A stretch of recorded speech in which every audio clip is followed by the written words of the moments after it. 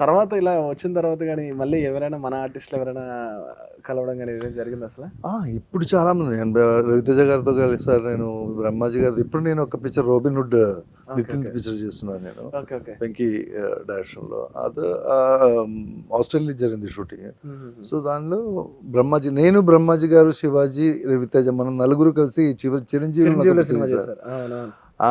ఆ పిక్చర్ క్లైమాక్స్లో నాకు ఒక యాక్సిడెంట్ జరిగింది. నాకు స్పైనల్ కోడ్ కొంచెం ఇదైంది. నేను I was in bed ridden for 8 months.